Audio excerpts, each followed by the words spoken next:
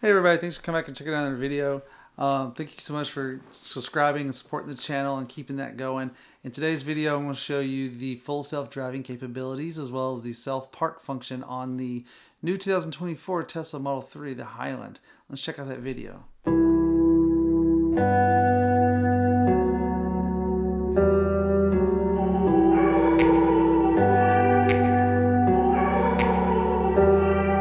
Now on this camera here, I have my screen here. I'm watching the videos and I'm recording over here with my camera. So that's why I'm looking back and forth.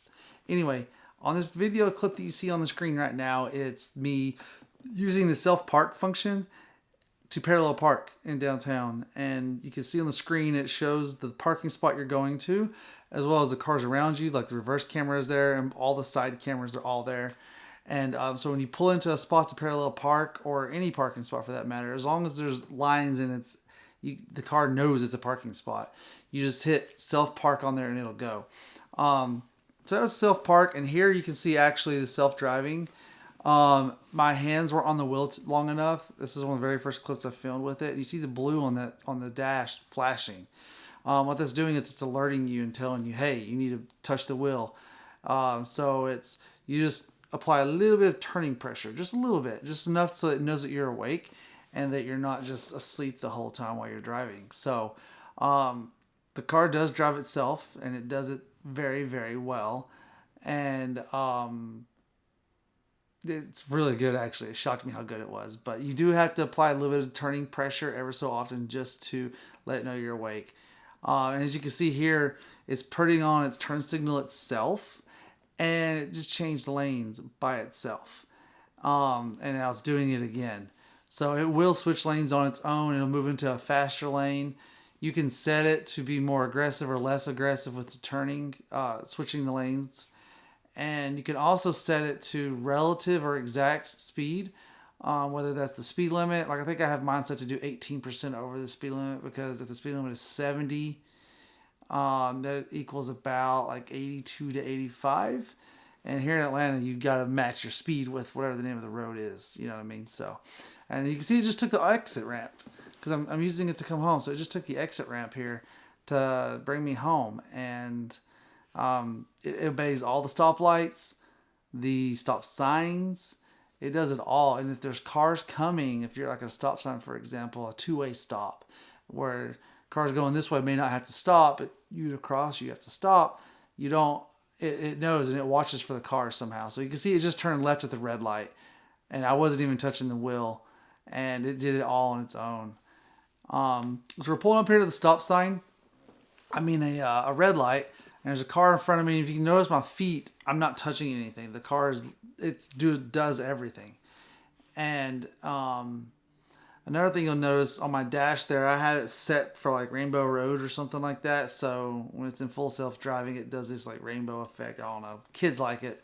The little one likes it, to see it in the back. So you can see here we're going.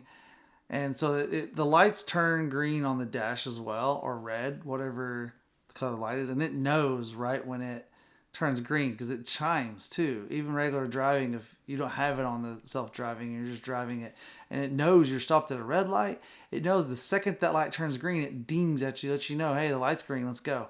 And you may not have even sat there very long.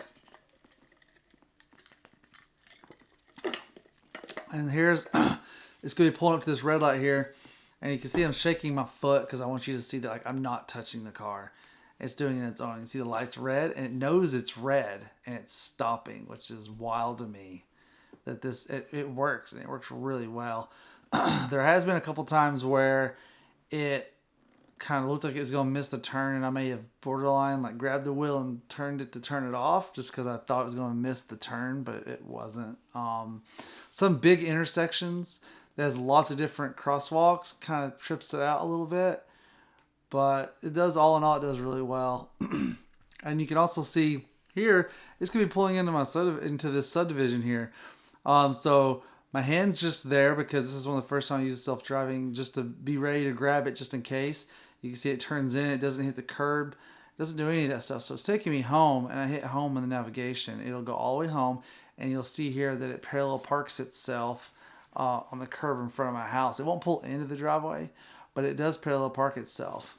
And it's the full self-driving, it is really weird. It is so weird, but it works so good. And it's really trippy. It's really trippy because the car is driving itself perfectly. It parks perfectly. It stays in the middle of the road perfectly. And it works really well. It's crazy. Another cool thing is the dash cam.